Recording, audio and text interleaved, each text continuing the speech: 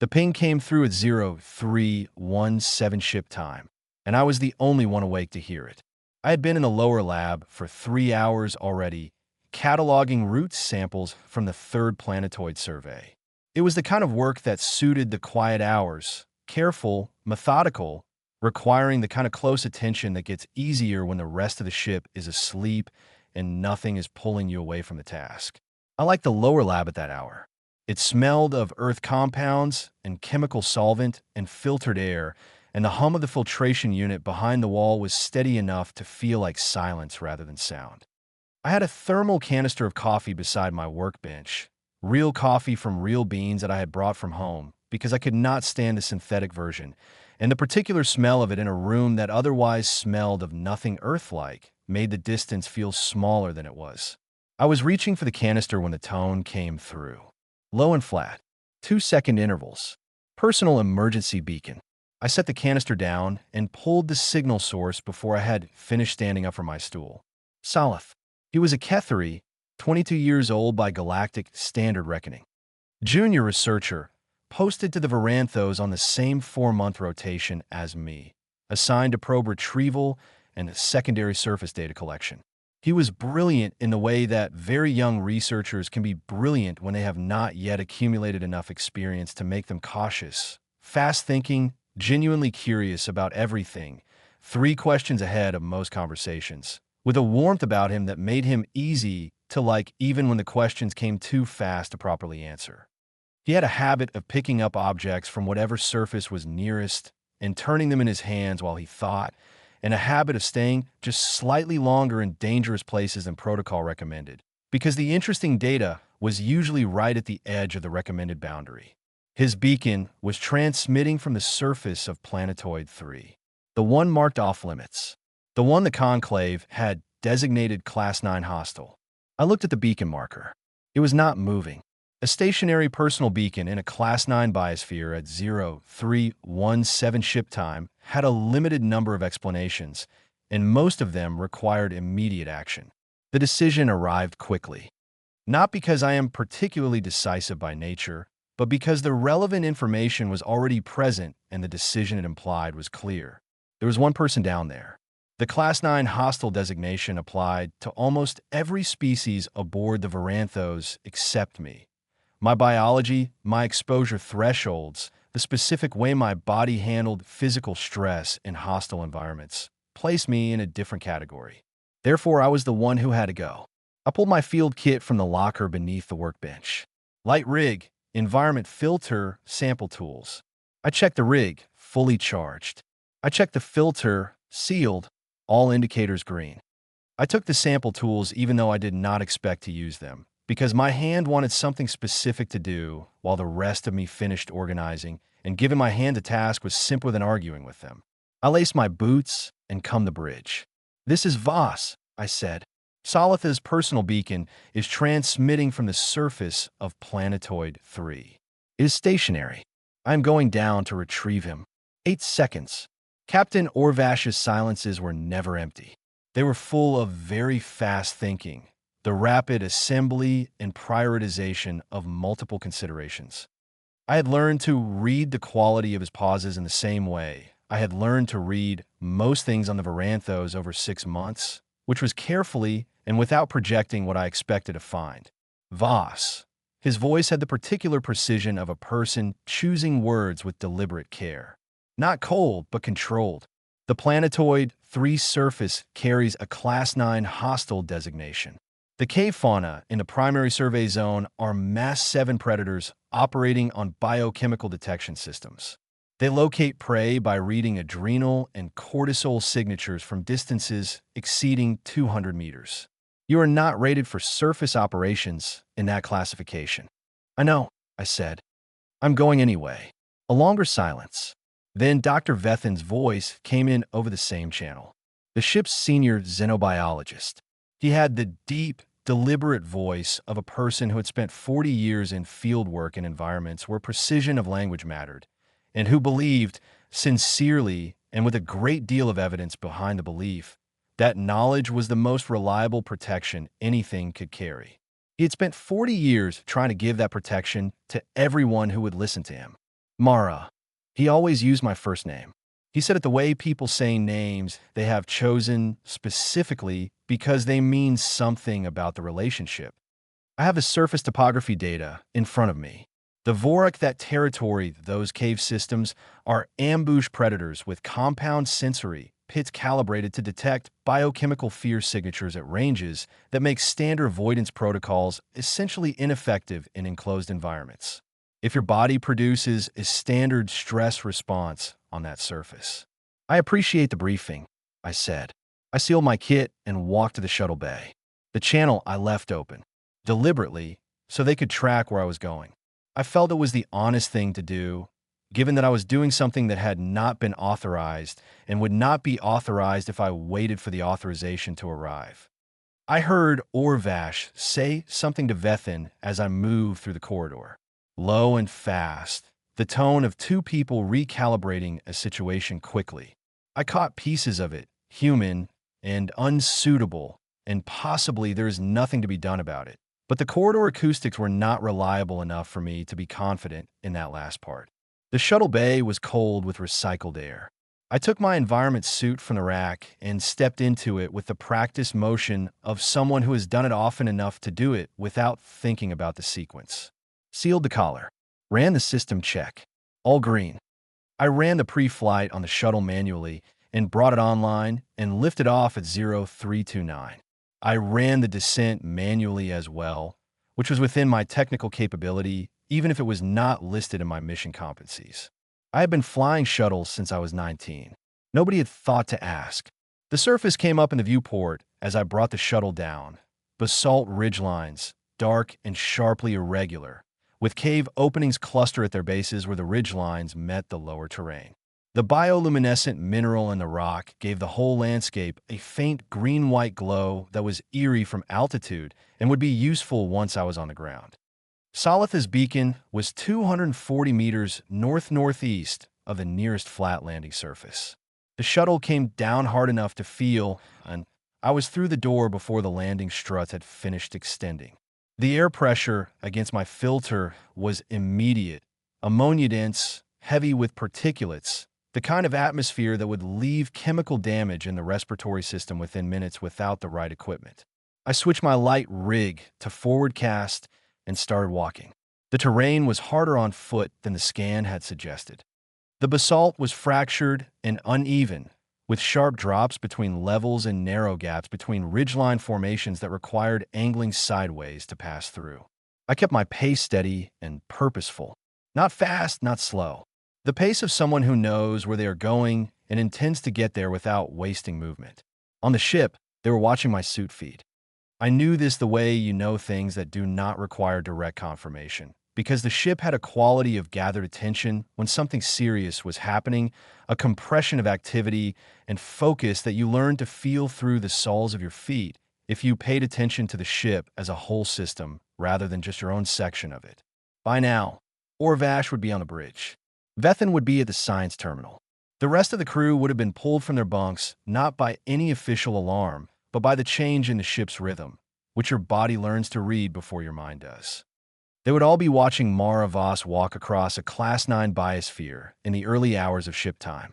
Mara Voss, 26, xenobotanist, the one who brought coffee beans from home and cried once at a nebula formation and then laughed at herself for doing it. The one nobody on this ship had ever looked at and thought, that one is something to pay careful attention to. I was not thinking about any of that. I was thinking about the ground. The ground told you things if you paid attention to it properly.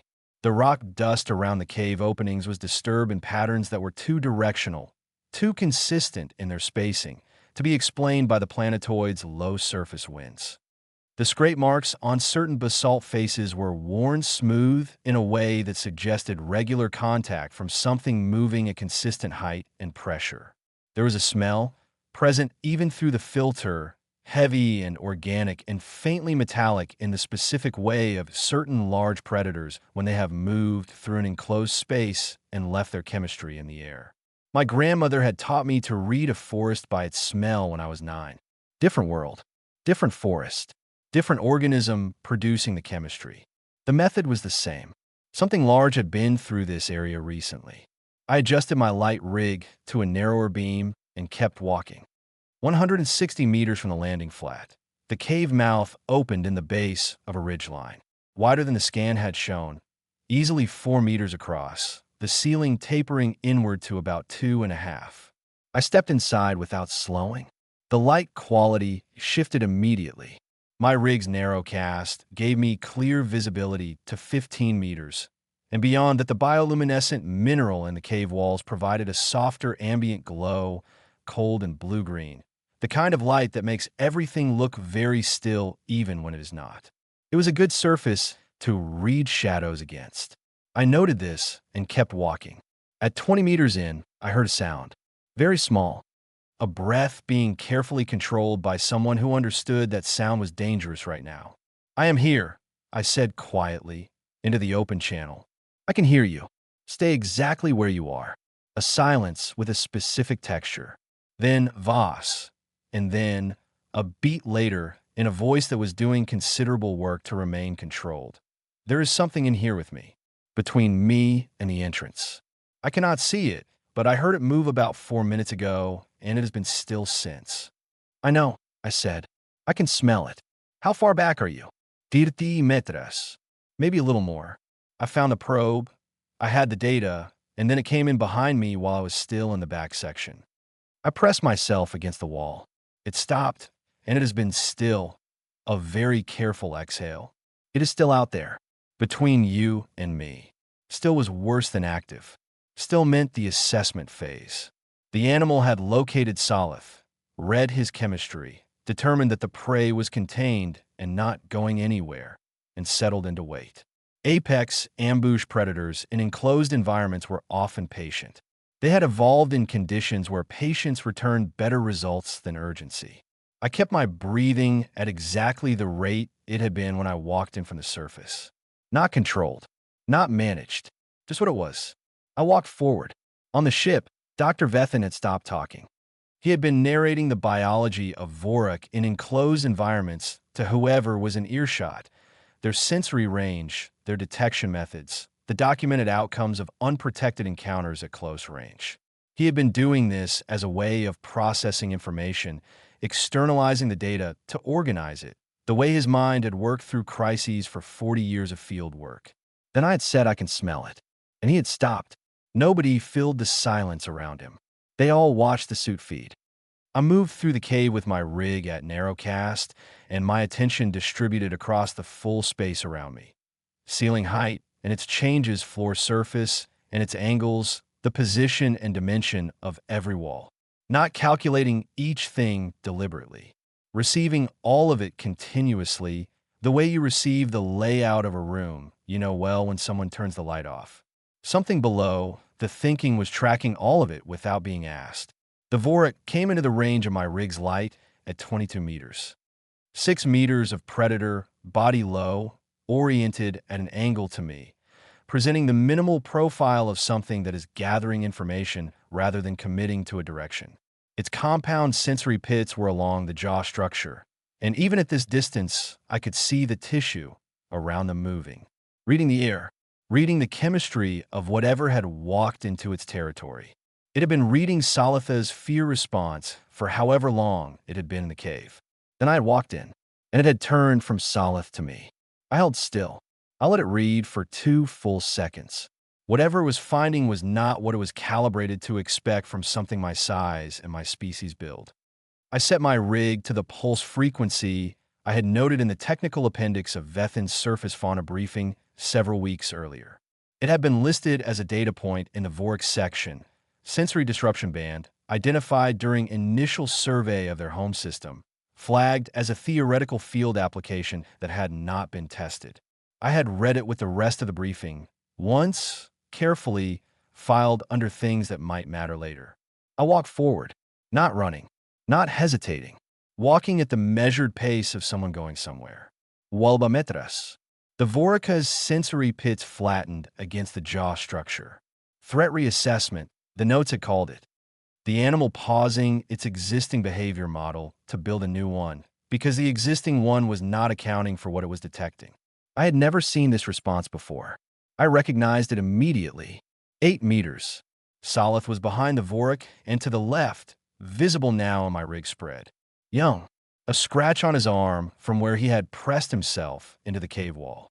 His eyes fixed on me with an expression that was several things at once and had not settled into any single one. I did not look at him. I kept all of my attention on the animal in front of me. Over the comm, very softly, Solith was speaking. Ketheri words, rapid and quiet, the cadence of something learned by heart rather than assembled in the moment. I thought, do not pray. Watch. What happens next is information that matters to your people. The Vorik charged. No build-up. From stillness to full motion in under a second, which the briefing notes had flagged as characteristic, and which, knowing it was coming, having read the description, having formed a mental image of it, was still something else entirely to experience at close range. The sound was a low percussion, air compressing ahead of mass, moving faster than the space comfortably allowed. I was not where it arrived. I had moved left along the cave wall in the moment I read the commitment in the animal's body. The pulse from my rig hit the sensory pits at near contact range. I came around its left flank before it completed its adjustment turn. I put my back to the cave wall and faced it. It turned. It looked at me. Later, I would describe to Vethin what happened inside me in those seconds, and my best description would be reading the geometry and responding to what it required. He would write that down and underline it. But the description was approximate. The more honest version was that there was no gap between the knowing and the doing. I knew where every surface was, where the animal was, where Solith was, what each of those positions implied, and what the next required position was. And the knowing and the moving were continuous with each other in a way that had no visible seam. The Vorik ran again. I let it commit fully and moved, and the rig went to full pulse at point-blank range as it passed. The sound it made this time was brief and sharp. Not pain. Interruption. A system encountering something it could not resolve and registering that. It stopped. In the center of the cave, it stopped. It turned its sensory pits toward me. I stood still. I was breathing at exactly the rate I had been breathing when I walked in from the surface. Not controlled. Not managed.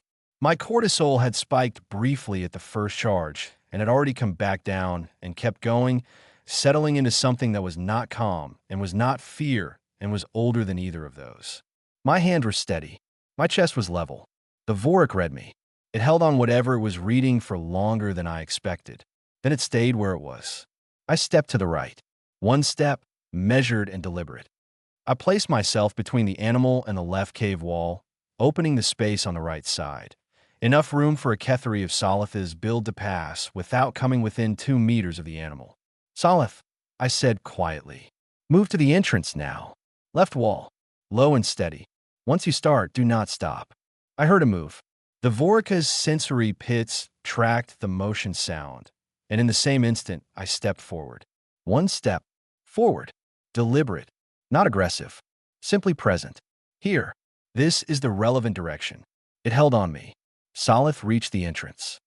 I backed toward it facing inward, watching the Vorik until the cave mouth was fully behind me and open planetoid air was overhead. Even then I walked 4 more paces before I turned around. Solith was standing in the faint green-white light of the surface. Scuffed suit, scratched arm, his face cycling through expressions that had not yet arrived at a stable one. We looked at each other. I have the probe data, he said. Good, I said. I started walking back to the landing flat.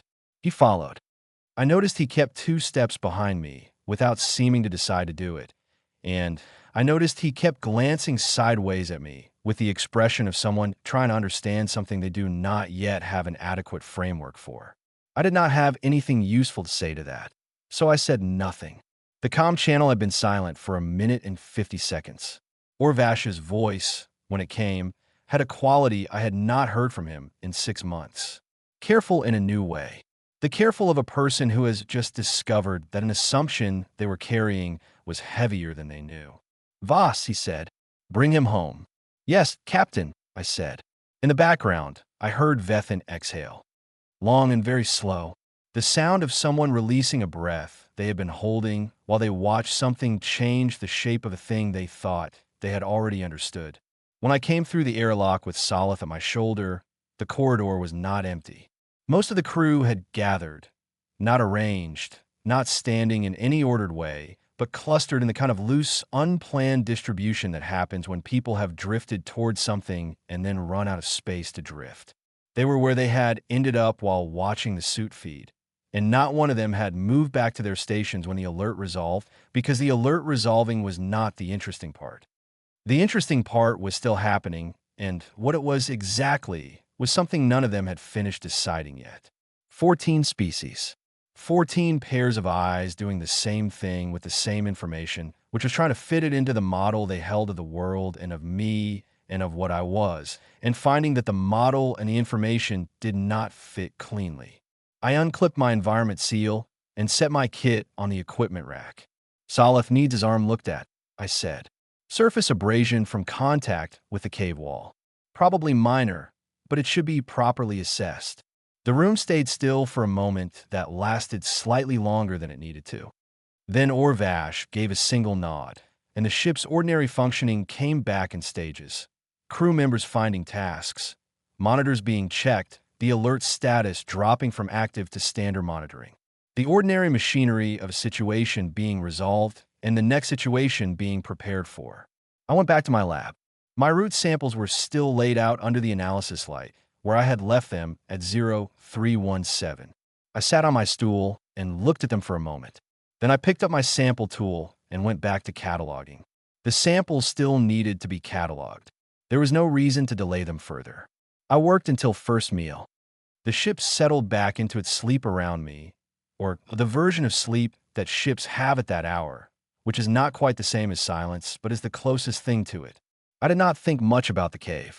What had happened in the cave had happened, and thinking about it repeatedly would not change what it had been.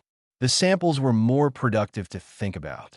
When first meal was laid out and the ship came back to its morning activity level, I took my food to a quiet end of the common area and ate it alone, not because I was avoiding anyone, but because I was thinking about the Vorka's sensory pit response and wanted enough mental space to think about it properly.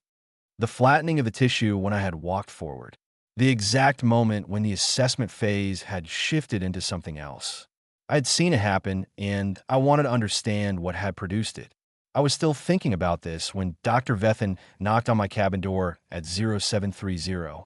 He had a data tablet in one hand and the look of a man who had not slept and was not bothered by this, because the thing keeping him awake was significantly more interesting than sleep. "May I come in?" he said. "Yes," I said. He sat in the chair by my bunk. The room was small. Most cabins on the Varanthos were.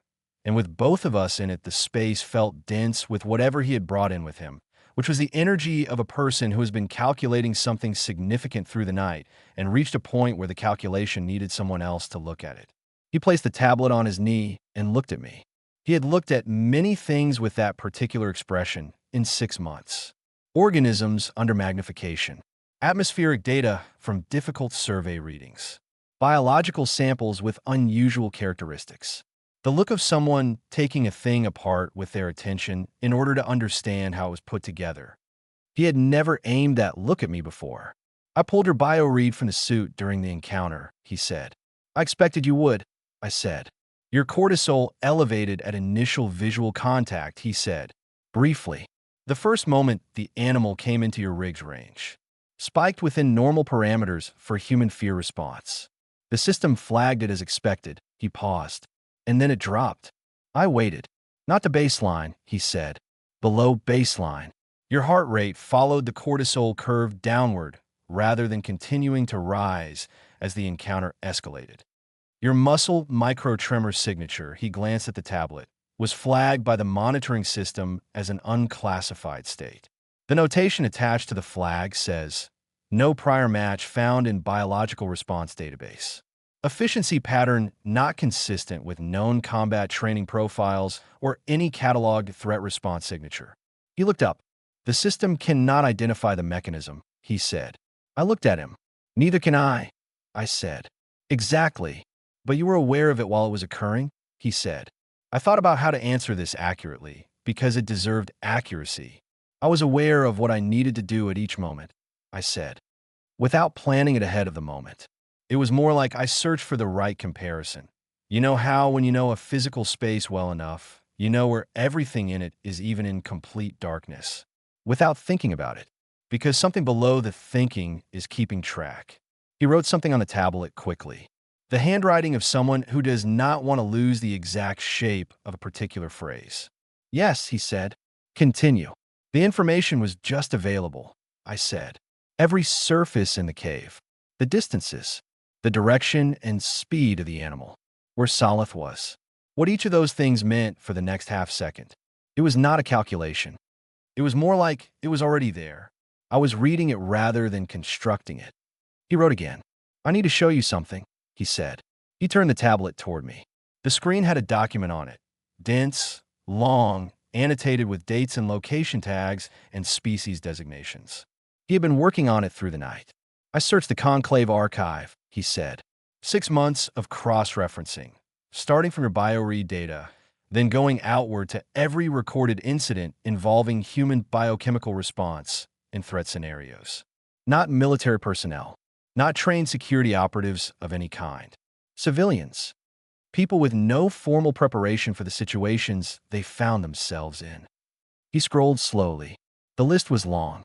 A farmer in a coastal region of Earth who entered a burning structure 3 times to pull members of her family out, with no firefighting training, with no stated plan, who described it afterward as having done what needed doing. A schoolteacher on a colony station who, during a decompression event, held a damaged hatch seal in place manually for 11 minutes. 7 minutes past the engineer-calculated failure threshold for a human body under that load.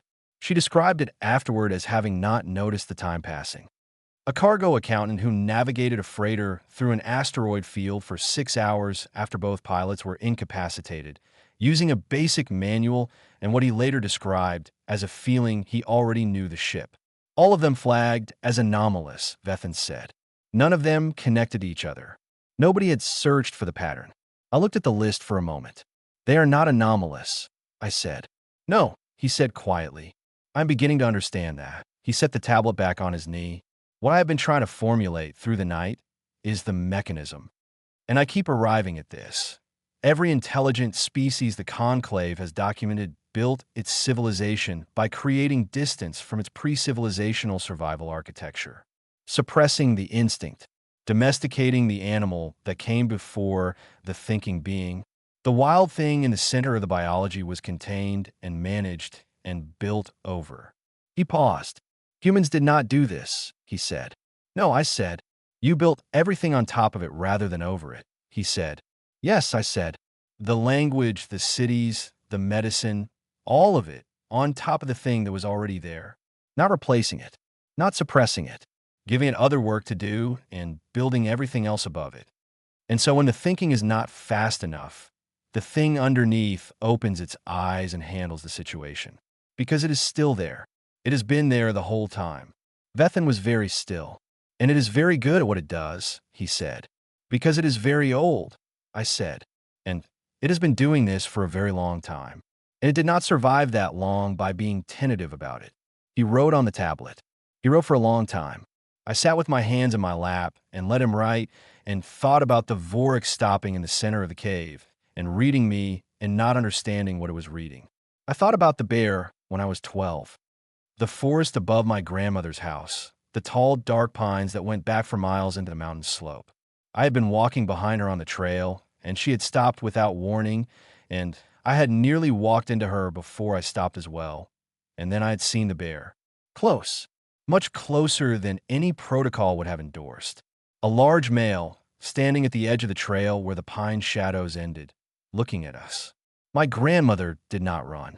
She did not make herself small or back away slowly or do any of the things I had been told to do if you encountered a bear, which was to make yourself large and make noise and back away slowly.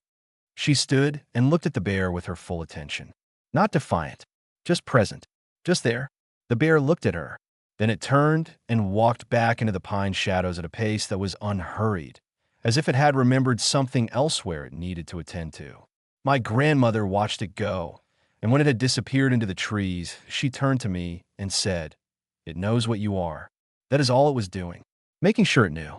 I had been 12. I had not known what that meant. I thought I was beginning to understand it now, 47 light years from that forest, in a small cabin on a ship between stars.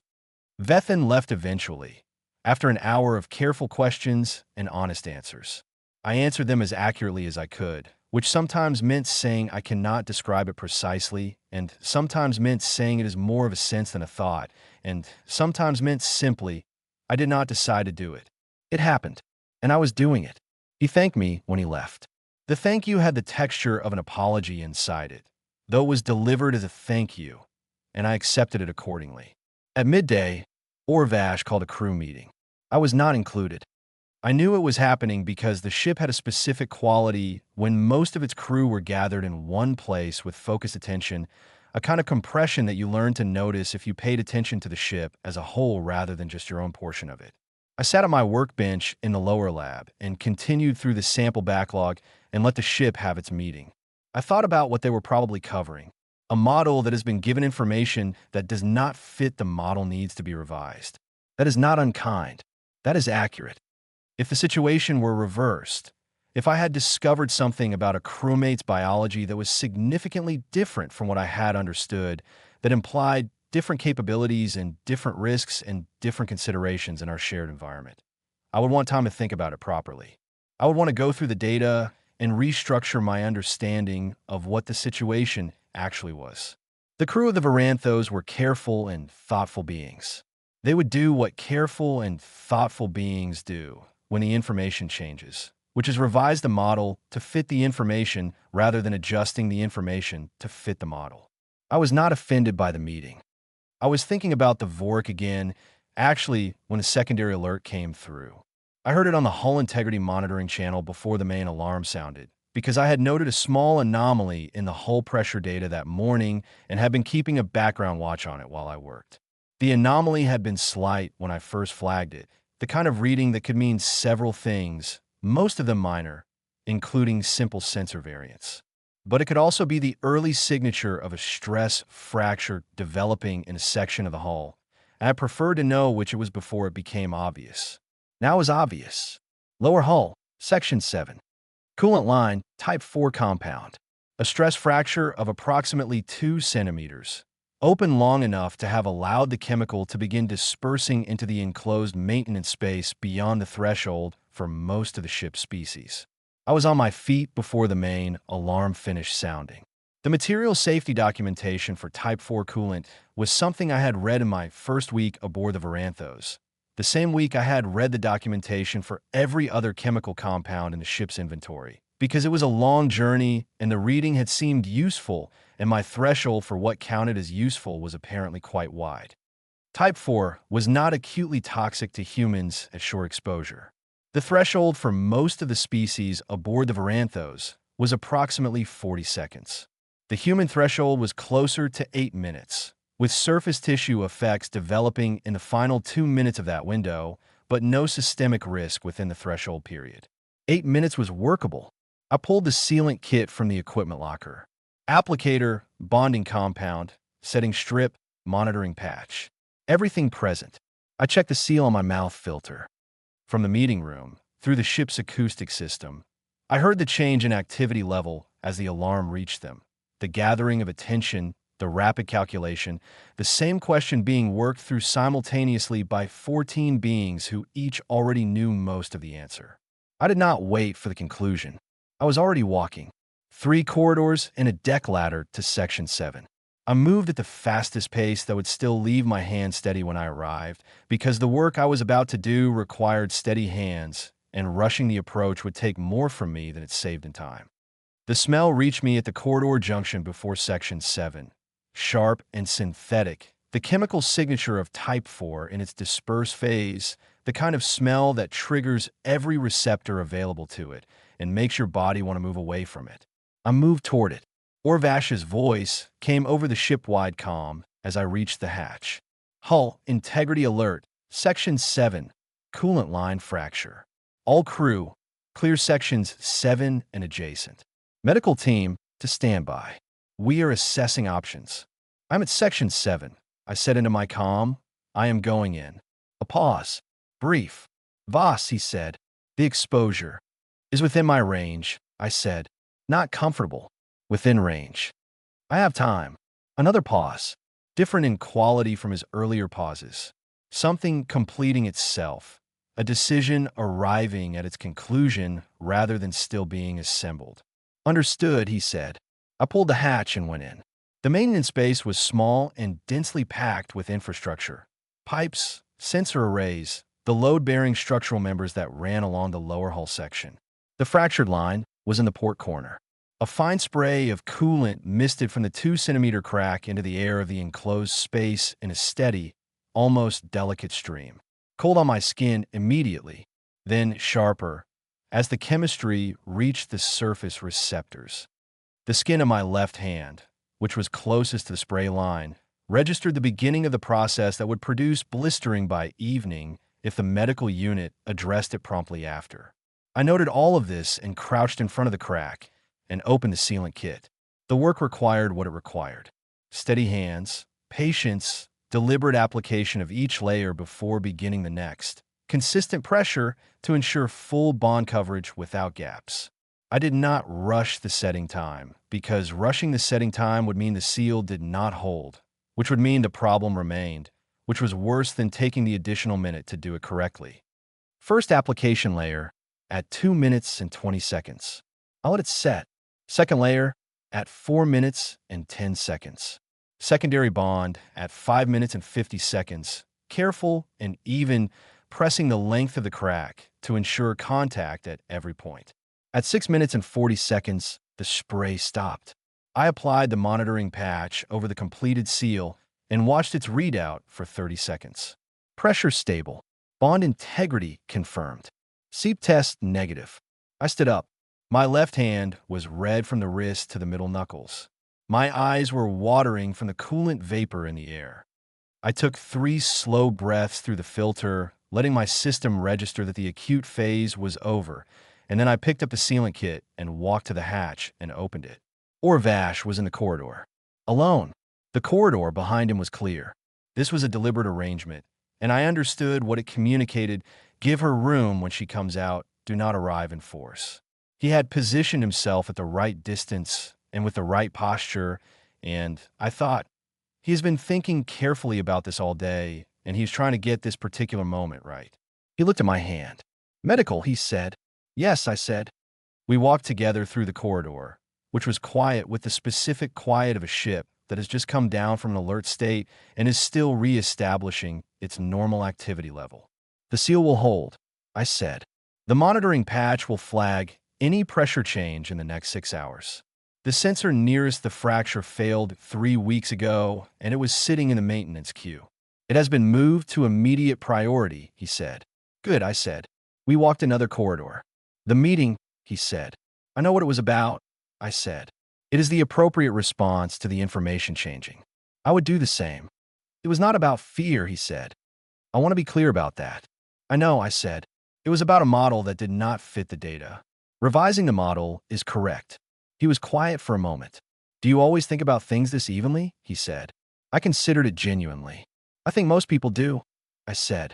They just do not always have situations that require them to demonstrate it. He almost smiled. Not quite, but the edges of his expression moved in the direction of it. The medical unit scanned my hand and confirmed the blister development and applied a treatment protocol. I sat on a narrow cot in the consultation room and watched the readout while it worked and let myself be still for a moment. Salith came in while I was still sitting in the medical room. He stood in the doorway for a moment longer than Salith typically stood anywhere, because Salith was not normally a person who lingered in doorways. He moved through spaces and conversations the way fast water moves through channels, already partly engaged with the next thing before the current thing was fully resolved. This standing still in a threshold was new for him. I noted it without commenting. He walked in. In his hand, he had a fragment of cave mineral, pale green-white, cracked on one edge, still faintly luminescent. He must have pocketed it during the time between finding the probe and reaching the shuttle. I had not noticed him do it, which was interesting in itself because I had been paying attention to most things. He sat on the tray beside my cot. He stood there for a moment and did not say anything. Then he said, in careful standard, each word placed with visible deliberateness, "I would like to understand your world." I picked up the mineral. It was warm in my palm, which surprised me slightly.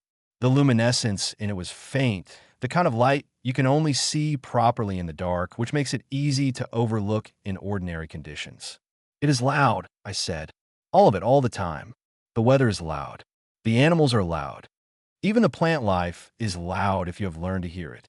Everything competing for resources and light and space, and everything growing anyway, all of it at once. And underneath all of it, this deep, persistent hum like the planet is paying very close attention to everything happening on its surface." Salif looked at the mineral in my hand. "Were you afraid of it?" he said. "When you were young?" I thought about this honestly. "No," I said.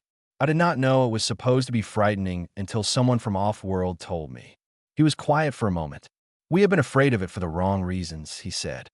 "I think I have been treating you like someone who survived a disaster and came out soft. Like the dangerous parts of where you came from had been left behind." He paused. "That is not accurate." "No," I said. "The dangerous parts came with you," he said. "Yes," I said, "but they're not only dangerous. That is the thing people from calmer worlds tend to miss. A world that requires that much from everything in it also produces everything in it with more than you expected." He looked at me. "I am sorry for the way we treated you on this ship," he said. The smallness of the space we put you in without meaning to." "You did not know," I said. "The model you had was built on the information available to you. Now you have more information. It still matters," he said, "that we had it wrong." "Yes," I said, "it does. Thank you for saying so."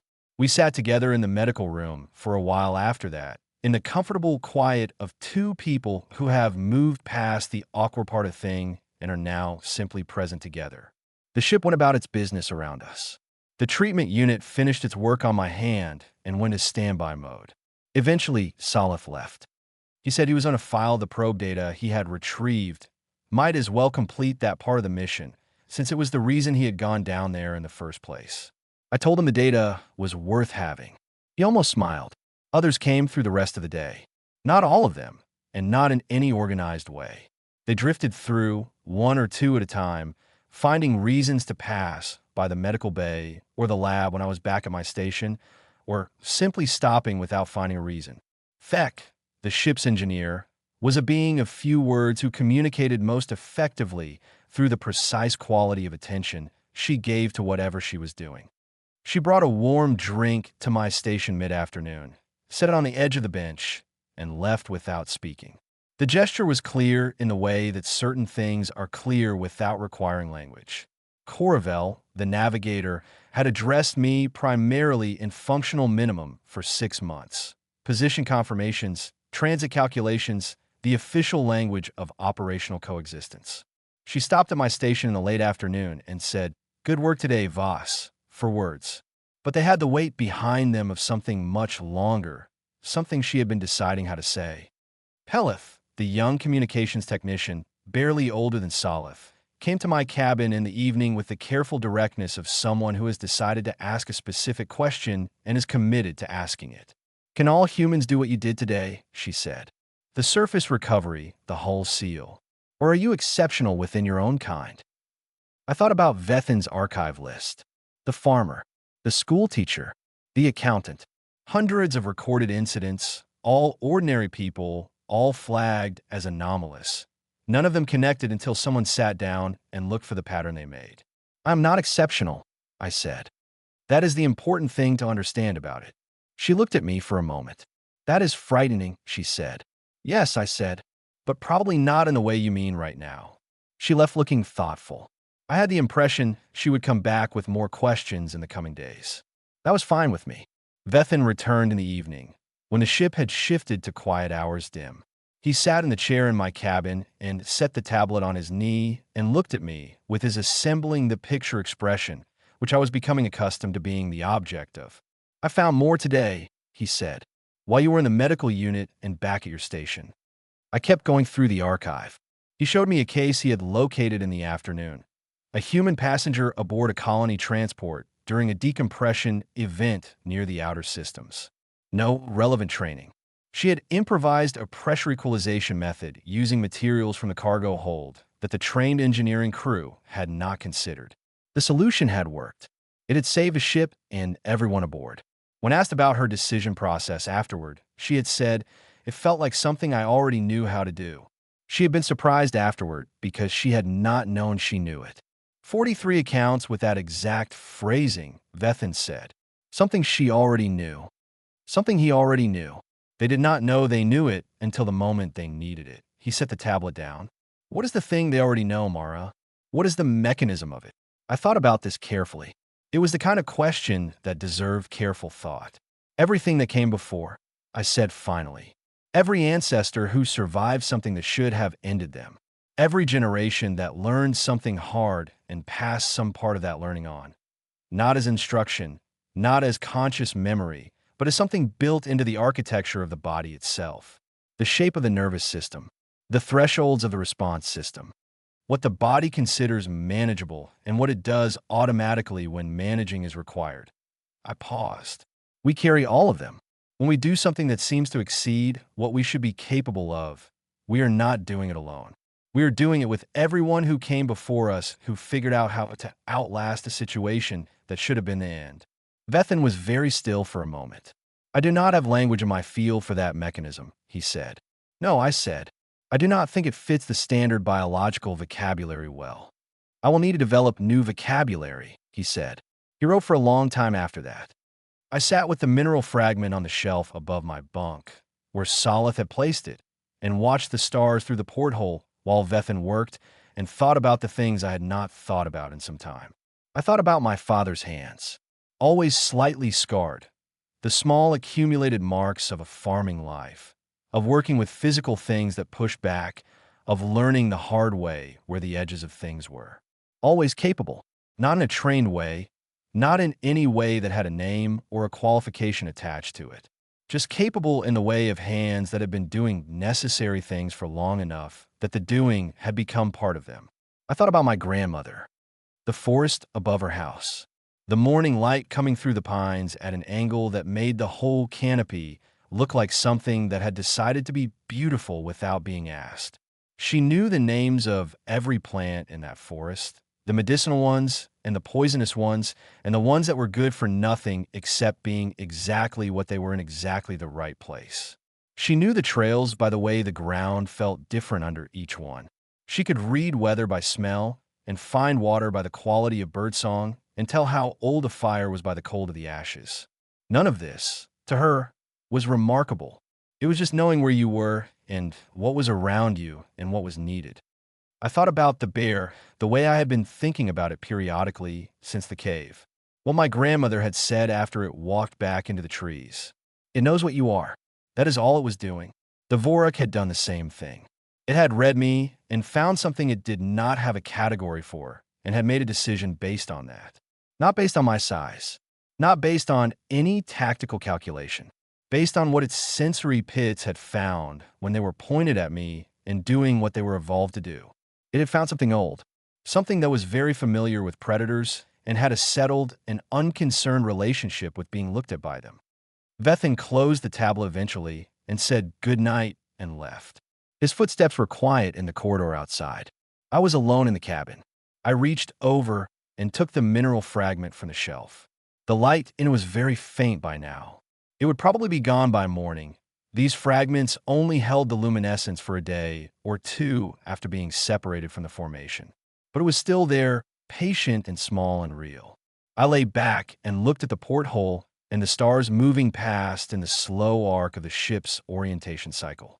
I thought about the bioread data, my cortisol dropping instead of rising. The monitoring system flagging a state it had no category for and attaching a note that said, "No prior match found." The system had never encountered it before because the system was calibrated for the species the Conclave had spent time studying. And the species the Conclave had spent time studying had, each of them, done the sensible thing when building their civilizations, which was to put the old, dangerous architecture in a box and build the new, careful, thoughtful architecture on top of the box. Humans had not done that. Humans had brought the box into the house and set it in the living room and built the house around it and eventually learned to have guests over without anyone making a fuss about the box because the box was just part of how the house worked. And if you had grown up with it, you did not notice it until someone from outside pointed at it and said, "What is that?" I set the mineral on the tray beside my bunk. I thought about tomorrow and the samples that still needed cataloging, and whether Vethin was going to have more archive questions in the morning, and whether Pelith was going to come back with the follow-up questions her expression had promised. I thought about the meeting I had not been invited to, and Orvash's voice in the corridor afterward, and the 4 words from Coravel that had the weight of something much longer inside them. The model was being revised. That was the right thing to be happening. I was not frightened by it, and I was not flattered by it. It was just the correct process for when the information changes, and the information had changed. I closed my eyes. The old thing in me settled, the way it settled when the situation was resolved and the next situation had not yet arrived. Not gone, just patient, resting in the way of things that have been resting and waking and resting again for a very long time, and have learned to rest thoroughly because they know how to be ready when readiness is required. I slept well. The next morning was different in ways that were small but real. The crew did not suddenly become different people. They did not treat me with reverence or with fear or with any of the dramatic responses that the crew of a ship sometimes produces after something unusual happens and everyone is still deciding what it means. They were too thoughtful for that, and the Varanthos had been operating as a functioning multi-species crew for long enough that its members had developed a sophisticated set of tools for integrating new information without destabilizing the shared environment. But things were different in the small and real ways. The common table at first meal. I had been eating at the quiet inn by habit in the 6 months since the posting began, not because anyone had asked me to, but because it had seemed like the socially easiest arrangement. The small human from the loud world, occupying the peripheral space so as not to impose. That morning, Thek arrived at the table while I was still eating and sat down across from me, and set her food tray down and began eating without comment, as if this were simply where she sat her day, and then Coravel arrived and sat beside Thek, and also did not comment, as if this were simply where they sat. The meal was comfortable. Nobody made a speech. Nothing was said about the day before. We ate and talked about the next survey zones, projected geology, and whether the atmospheric data from the outer belt was going to complicate the planned approach vector. Ordinary things. But the table was different. I noticed it and did not say anything about it, because it did not require saying anything about. It was just correct, now, and the correct thing to do with correct things is to let them be correct without making them into an event. At mid-morning, Orvash asked me to come to the bridge for a briefing. The briefing was on the next phase of the mission, 3 systems ahead, a pair of Class 4 planetoids with survey potential, and an intermediate station stopover for resupply. It was a standard mission briefing, but I had not previously been included in bridge briefings, which had been flagged in my posting documentation as relevant only for navigation, science, and operations crew. Orvash did not mention the change. Neither did I. We both simply proceeded as if this was where I was meant to be, which it turned out was the right approach because it was. Coravel walked me through the approach vector calculations for the first Class 4 planetoid. She asked my opinion on the atmospheric entry window based on the survey data. I gave it. She incorporated it into the planning without making anything of whether this was unusual.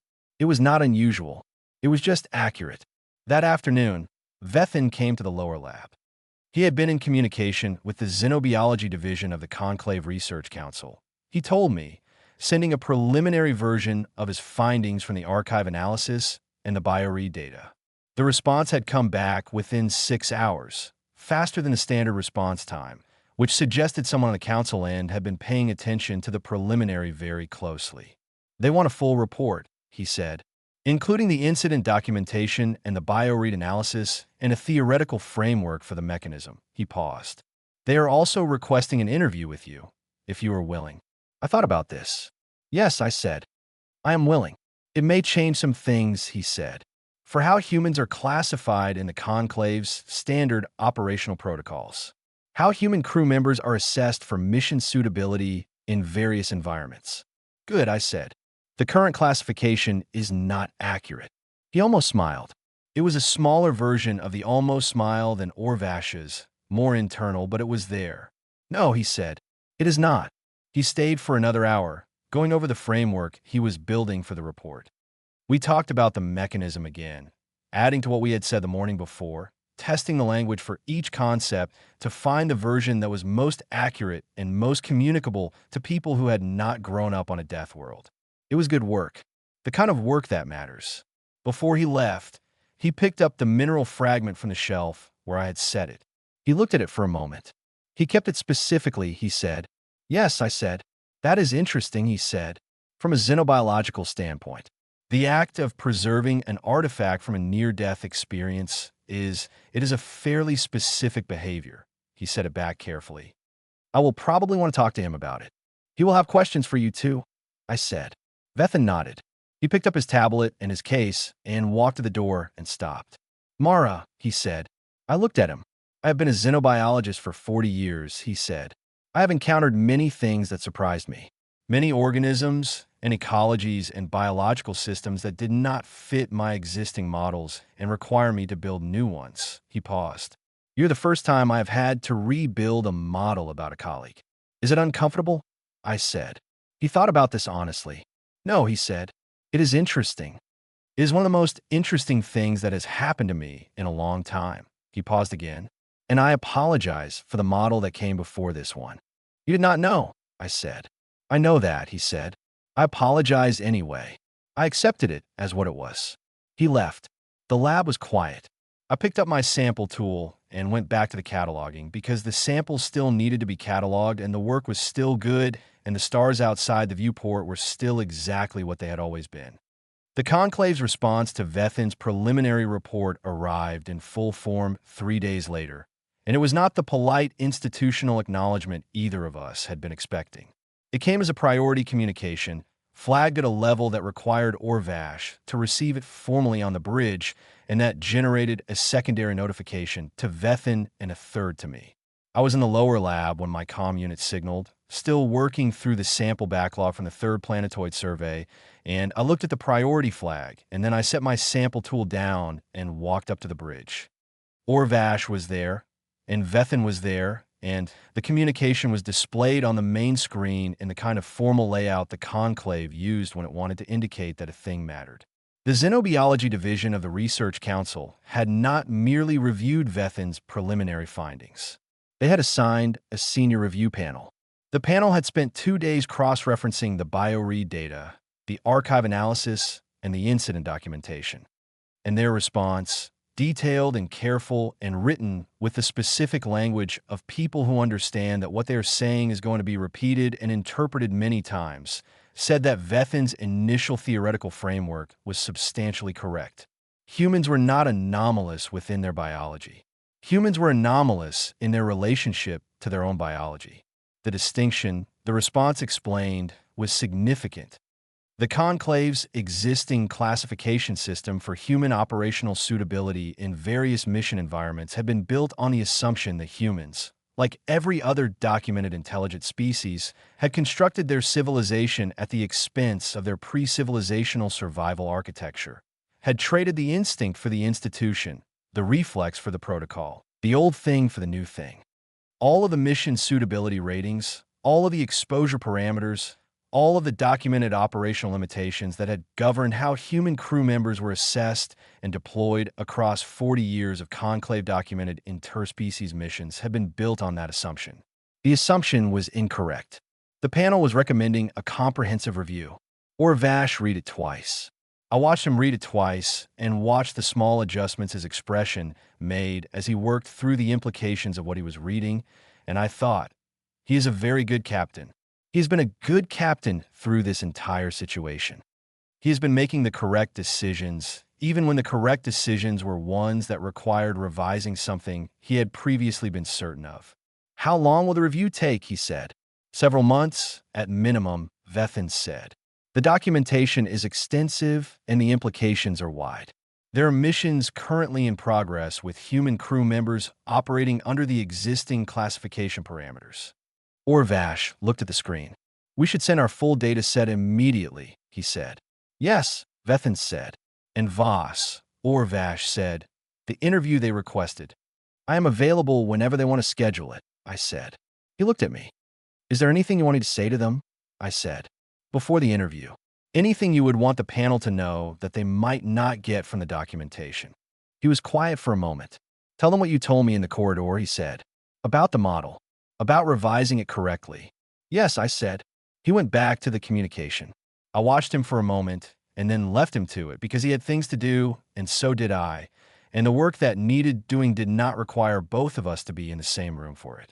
The interview itself happened 4 days after that, via the long-range communication relay. It was scheduled for 2 hours and ran for 4. The panel was composed of 5 xenobiologists from 3 different species, and they asked careful questions and listened carefully to the answers and asked follow-up questions that were even more careful than the ones before them. I told them about the cave. I told them about my cortisol dropping below baseline at the first charge and not rising again. I told them about the sense of the geometry, the way every surface in the space had been immediately available to me as a fact rather than a calculation. I told them about the Vorik stopping and holding on whatever it found when it read me. I told them about the farmer and the schoolteacher and the accountant, the cases from Vethan's archive that had been filed as anomalous because the anomaly was in the model rather than in the events. I told them about my grandmother, one of the panel members, a being whose species I did not know well, but who had the quality of attention of someone who had been doing careful scientific work for a very long time, said, when you describe your grandmother stopping on the trail and looking at the bear, what did she teach you about that moment? Did she explain it? I thought about this. She said it knows what you are. I said. That was all. And what did she mean by that? The panel member said. I think she meant the bear was reading us, the same way the Vorik was reading me. And what it was reading was not a prey response. Because my grandmother did not produce one. And when the predator could not find the prey response it was looking for, it made a different assessment of us. And your grandmother knew it would do this, the panel member said. Yes, I said. She had known it her whole life, and nobody had taught her this specifically. No, I said. She had just lived on Earth long enough to know what Earth required. The panel was quiet for a moment. Then the panel member said, and you learned this from watching her. I learned it from being her granddaughter, I said, which is not quite the same as watching. It is more like being in the presence of something long enough that it becomes part of how you understand the world. They wrote for a long time after that. When the interview was over, Vash come me from the bridge. How did it go? He said. I think it went well. I said. They're going to have a lot of follow-up questions. Yes, he said. I expect they will. A pause. The Varanthos is going to be in the documentation, he said. The mission. The incident. Yes, I said. I'm going to need to file a supplementary incident report, he said. For the whole section and the surface recovery both. The standard form does not have categories that fit what happened. You may need to create some, I said. Yes, he said. He sounded like a man who had done more paperwork in the past week than in the previous year and was finding it, despite everything, somewhat meaningful. I expect I will. On the 6th day after the cave, Salith came to the lower lab. He came in the way he usually came into spaces, which was quickly and already partly occupied with the thing he was thinking about. But the energy was different than it usually was, less scattered, more directed. He sat on the stool I was not using and looked at the sample spread under my analysis light. And then he looked at me. I've been thinking about what you said, he said. Which part? I said. The part about not knowing it was supposed to be frightening, he said. That you did not know Earth was frightening until someone from off-world told you. He turned the statement over for a moment. I grew up being told that Earth was extremely dangerous. It was not said cruelly. It was just listed in the educational materials. Earth, Category 9 biosphere, extreme predation density, severe weather patterns, significant geological instability. We learned it the same way we learned the names of distant stars, as a fact about the universe. Yes, I said, and I think we learned it as a fact about humans, he said, that you were the ones who came from there and survived it. But not that it was still in you. It tends to read as a curiosity rather than a defining characteristic, I said. At this distance, Yes, he said. I think that is exactly it. He paused. I want to go to Earth someday. I looked at him. Seriously? I said. Seriously, he said. I want to see it. Not from a safe altitude. Actually on the surface. I want to walk in your forests. I thought about this. It would be a significant undertaking, I said. The environment management protocols for non-native species are extensive, and the forests themselves require a certain, I searched for the right word, adjustment in how you pay attention. I know, he said. I want to do it anyway. He looked at the mineral fragment on my shelf. It had lost its luminescence by now, just a piece of pale rock, but he had noticed it was still there. Will you teach me, he said, how to pay attention to it? If I can arrange the expedition. I thought about my grandmother on the forest trail, pointing out the tracks of something that had passed before dawn, telling me which way it was going by the depth of the heel mark in the soil. I thought about what it would mean to do that for someone who had not grown up knowing that this kind of attention was possible. Yes, I said, I will teach you. The next shift, Coravelle came to the lower lab with a navigation query that could have been handled by Com, but that she had chosen to come in person to ask, which told me the query was partly pretext. She sat on the stool when I gestured to it and looked at my sample spread with genuine interest. Coravelle was a navigator, and navigators developed a particular relationship with the idea of paying attention to a space, knowing its features, its hazards, its patterns. She understood the concept of reading an environment as a survival skill, even if her experience of it was spatial rather than sensory. The panel report, she said. I read the summary. Orvash shared it, I said. He shared the relevant sections with the full crew, she said. He thought we should all have the information. That was correct, I said. She was quiet for a moment, looking at the sample under the analysis light. When you were in the cave, she said, what was the geometry like? What does that mean? Reading the geometry. I try to explain it accurately. Imagine you are flying, I said, and you know where every obstacle is. Not because you have calculated it, but because the space has communicated it to you through the way the air is moving and the pressure changes and the light quality. You know where the edges are because the edges register in some way that is not quite sensation and not quite thought. She was quiet for a moment. I know that, she said. When I am running a tricky approach vector, I can feel the margins.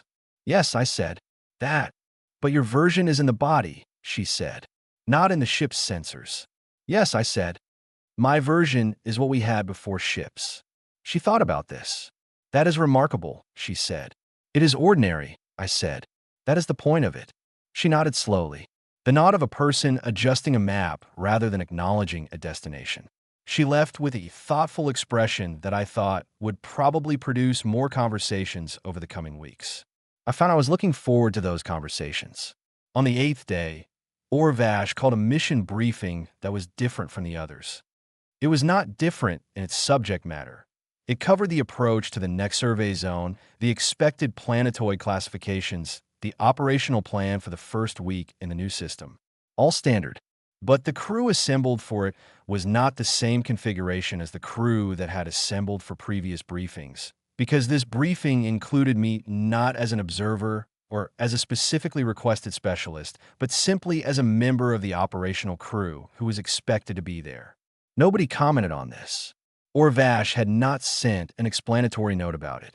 It was simply the arrangement now. I took a seat at the briefing table between Vethin and Thek and listened to the operational plan and contributed to the discussion of the Class 4 planetoid approach and did not think about how different this was from previous briefings because it was not different in any way that required thinking about. It was just correct. Afterward, as the crew was dispersing, Thek stopped beside my chair and said, in the direct way she said most things, your seal on Section 7 is holding at full integrity. I confirmed it this morning. Good, I said. The secondary bond layer was the critical one. I spent the most time on it. She nodded. The technique is not in the standard manual. No, I said. I learned it from my father.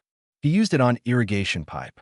She looked at me for a moment with the expression she usually reserved for engineering solutions that were elegant rather than merely functional. I would like to know the full technique, she said. I will write it up for you, I said. She nodded once, satisfied, and left. I sat at the briefing table for a moment after everyone else had gone. The room was quiet. Through the viewport at the far end, the stars were arranged in the configuration of the outer survey region, unfamiliar and beautiful, the way stars are beautiful when you are seeing them from a place you have never been before. I thought about the conclave review panel and the classification changes they were building.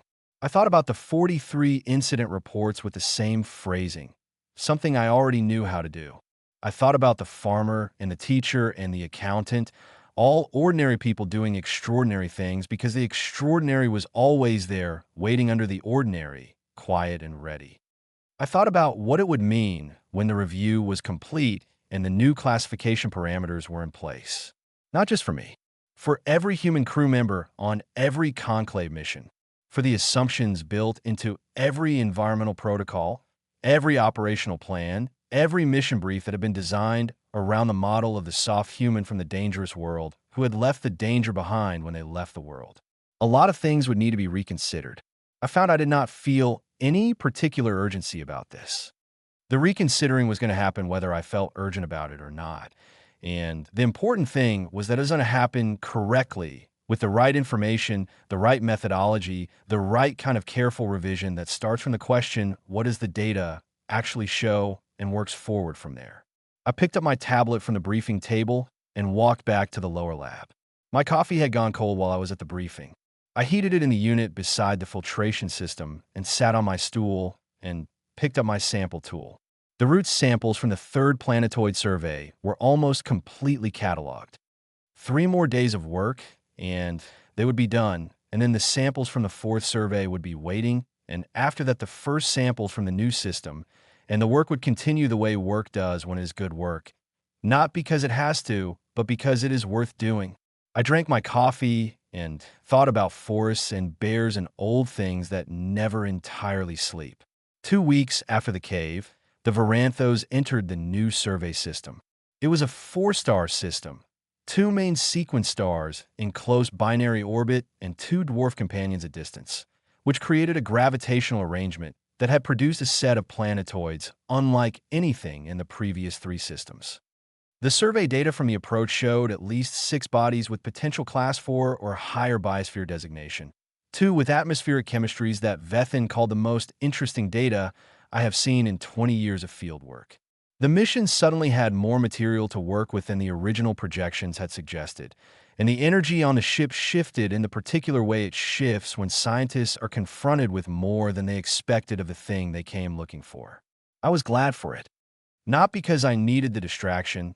I had not been in need of distraction. The work had been its own thing throughout, but because the new system brought the crew back to the full engagement of their purpose, which was the best possible thing for the ship.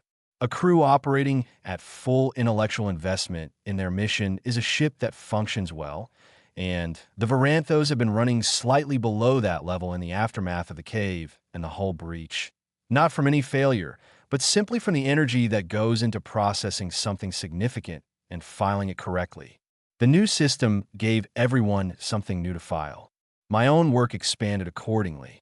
The first survey pass of the closest planetoid returned botanical data that required me to create 3 new classification subcategories, because the root structures I was looking at did not fit any existing taxonomic frame.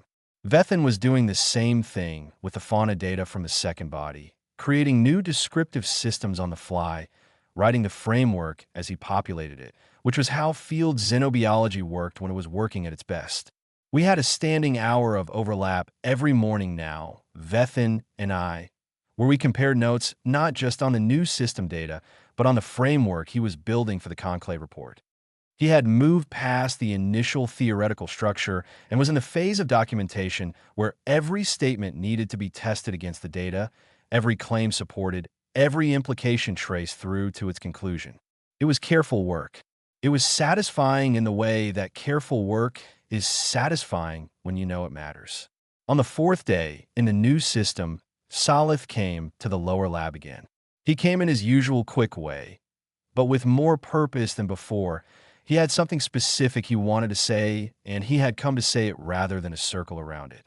He sat on an empty stool and looked at me and said, "I have been reading." "What have you been reading?" I said. "Everything I can find about Earth," he said. "Not the classification data. The other kind. The accounts. The histories, the things people wrote about living there. I set down my sample tool. And I said, and I think I understand something better now, he said. The thing you said about building on top of rather than instead of, I thought I understood it when you said it. But reading the accounts, the way people wrote about the world, not afraid of it, or not only afraid. They wrote about it like it was, he paused, searching for the language, like it was part of them. Like the danger and the beauty were not separate things that happened to be in the same place. They were the same thing. I looked at him. Yes, I said, that is exactly right. The dangerous thing is also the beautiful thing, he said, and the thing that made your people what you are. Yes. He thought about this for a moment. My world is very calm, he said. The Kethri home system. The primary planet has significant biodiversity, but the food chain resolved a very long time ago, and there are no apex predators at our size level. It has been that way for long enough that we stopped producing stress hormones at the same levels you do. We are calm by biology, he paused. I used to think that was a sign of advancement. It is a sign of a particular kind of environment, I said. Not better or worse. Different. I know that now, he said. I think what I did not understand before is that your kind of environment produces a different kind of capability. Not just survival capability. Something else. What kind? I said. I'm not sure I have the word for it yet, he said. Something like readiness. A permanent readiness for whatever the situation requires. That does not go away even when the situation is calm. I thought about this. That is close, I said. The readiness is always there. We learn to carry it as something ordinary. Most of us do not notice it is unusual until someone from outside points at it. Like me pointing at it now, he said. Like you pointing at it now, I said. He was quiet for a moment. When we get to the station stopover, he said, I want to start researching the logistics of the Earth expedition properly. Not just thinking about it, actually researching it. I will help you with that, I said. I know you will, he said. That is why I'm telling you now rather than later. He left in his usual quick way, already partly occupied with the next thing. I watched him go and thought that whatever the next system, the next survey zone, the next set of strange root structures brought, the mission was in good shape. The mission had always been in good shape, actually just not in the shape any of us had originally planned for. On the 7th day in the new system, I filed my contribution to Vethin's report. He had asked me to write a section describing my own experience from the inside, not the data, which he had, but the subjective account, what it felt like to walk into the cave, what it felt like to face the Vorik, what the shift in internal state was like from the outside observer's perspective. I wrote it the way I tried to write everything, which was accurately and without adding more than the facts required. I wrote about the geometry of the cave and the way all of it had been immediately present to me as usable information without the step of calculating. I wrote about the cortisol drop and what it felt like from the inside, which was not calm exactly. It was something more like settling, like a system that had been operating at partial capacity, recognizing that full capacity was available and accepting it. I wrote about the Vorik reading me and the hesitation that followed, which I had recognized but not understood until later. I wrote about my grandmother. I wrote about the bear. I wrote, what my grandmother knew, that I learned from being in her presence, is that the world reads you as clearly as you read it. What you bring to an encounter is available to everything in that encounter. A prey response produces a predator response. Something else produces something else. My grandmother brought her full attention and her complete absence of performance, and the bear read this accurately and made an accurate decision based on it. I brought the same things into the cave. The Vorik made the same kind of accurate decision. I paused here. I looked at the porthole and the stars. Then I wrote, what I could not have explained to my grandmother's bear, or to the Vorik, is that the readiness they were reading in me was not mine alone. It was carried to me from every person who had stood in a place like that place before me and had not run and had not performed calm, but had simply been what they were, old and capable and completely present in the situation. I carry that. All of us carry it. It is what Earth made us, and we have carried it everywhere we have gone since we first left the ground and reached for the space above it. I read it back. I left it. I sent it to Vethin. He responded within the hour. This is the most accurate description of the mechanism I have read. I'm going to quote this section directly in the report. I told him that was fine. On the ninth day, Orvash asked me to come to the bridge. It was not a mission briefing. It was just him at the command console with a cup of something hot and the look of a man who wants to have a conversation rather than a meeting. I sat in the navigator's chair, which Coravel was not using at that hour, and he turned his console to face me and said, "The panel sent a preliminary summary of the classification review." "Already," I said. "They are moving quickly," he said. "I think your interview accelerated things." He turned the screen toward me. "They are not changing the Class 9 surface ratings. The environmental hazards are real. What they are changing is the human operational suitability framework. The assumption that human crew members operating in Class 9 environments require the same protective measures as other species because the biology is fundamentally similar is being removed." "And replaced with what?" I said. "An accurate account," he said. "What the biology actually does. What the thresholds actually are. What the capabilities actually are." He paused. "It is going to expand the mission envelope for human crew members considerably." "Good," I said. "It is going to make some mission planners uncomfortable," he said. "The existing parameters have been in place for a long time." "The existing parameters were wrong," I said. "Yes," he said. "I know." He looked at the screen. "It may also mean that certain missions that were designed without human crew members because of the environmental hazard ratings," he paused, "might be redesigned." I thought about this. "That is a long-term thing," I said. "The redesign process is slow." "Yes," he said, "but it starts now." He looked at me. "Vethan has been asked to serve on the review panel when the Varanthos returns to the Conclave Research Station. He has agreed." "That is good," I said. "He is the right person for it." He asked if he would be willing to serve as a consultant, Orvash said. "Not a full panel member. A resource. Someone they can come to with questions about the subjective experience that the data does not capture." I thought about my grandmother explaining the bear, about the quality of attention she had tried to pass on and the years it had taken me to understand what she was passing. About 43 incident reports with the same phrase, something I already knew how to do, and the absence of anyone for 40 years of documentation who had looked for the pattern those reports made. "Yes," I said. "I am willing." Orvash nodded. "There is one more thing," he said. I waited. "Coravel has been designing an approach vector for the fourth planetoid in this system," he said, "the one with the unusual atmospheric layering. The geological survey suggests cave formations similar to the first system we surveyed. She would like your input on the approach, given your experience with similar formations." I looked at him. "She would like my input on the approach," I said. "Yes," he said, without any particular emphasis, as if this were simply the obvious next step. "Yes," I said. "I can do that." He turned his console back to its operational orientation. I stayed in the navigator's chair for a moment longer. "Captain," I said. He looked at me. "Thank you," I said, "for the corridor that morning, and for the briefings, and for the model revision." He looked at me steadily. "I should have had a better model from the beginning," he said. "You had the model the information available to you supported," I said. "That is what models are for. When the information changes, you change the model. That is exactly what you did." He was quiet for a moment. "You are generous," he said. "I'm accurate," I said. "There is a difference." He almost smiled. The fullest version of the almost smile I had seen from him yet. I stood up from the navigator's chair and went back to the lower lab. My samples were waiting. The root structures from a fourth body were going to be extraordinary based on the atmospheric data. I had already been sketching the preliminary classification framework in my head while I was doing other things, filing possibilities, and keeping track of which ones needed to be tested against the actual specimens when they arrived. The work was always there. That was the thing about the work, about all of it, the cataloging and the classification and the careful building of new frameworks for new information.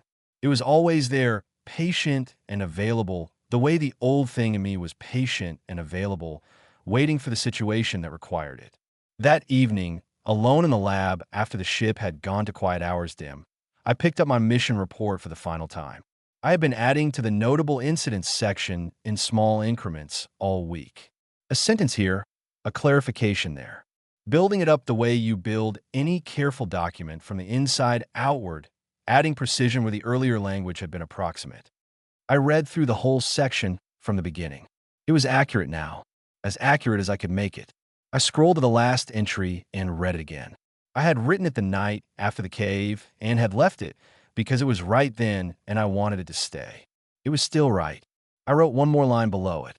I wrote, "We did not become something new when we reached the stars. We were always this. The stars simply gave us more room to demonstrate it." I saved the report. I set the tablet down on the bench beside my coffee canister and my sample spreads and the ordinary instruments of ordinary good work. Outside the viewport, the four-star system turned in its ancient and indifferent beauty. The two main sequence stars were close enough that their light overlapped at the horizon of the nearest planetoid, producing a double dawn that the survey imagery had captured and that Vethin had included in the preliminary data package because it was, in his words, scientifically significant, though his expression, when he showed it to me, had contained considerably more than scientific significance. It was beautiful. I had told him so, and he had agreed, and we had both looked at it for a moment longer than was strictly necessary before returning to the work. That was the right thing. To look at the beautiful thing for the right amount of time, and then return to the work that the beautiful thing had made possible by existing in a universe worth coming this far to see. I turned off my analysis light. I sat in the dark for a moment with the stars outside the viewport and the ship breathing around me. All 14 species settling into their separate sleeps, the filtration unit humming its steady hum, the coffee going cold in the canister, the root samples lined up patient and waiting under the analysis light I had just turned off. The old thing in me rested. Not gone, not sleeping exactly, just quiet in the way of things that have been in the world for long enough to know that the world always brings the next moment eventually, and that readiness is not urgency. Readiness is simply what you are when you're paying full attention and you know what you are capable of and you're not afraid of either of those things. I was not afraid of either of those things. I closed my eyes and let the ship carry me forward through the dark, toward whatever the next system had prepared to show us. We would be ready for it. We were always ready. It was just mostly that no one had thought to ask.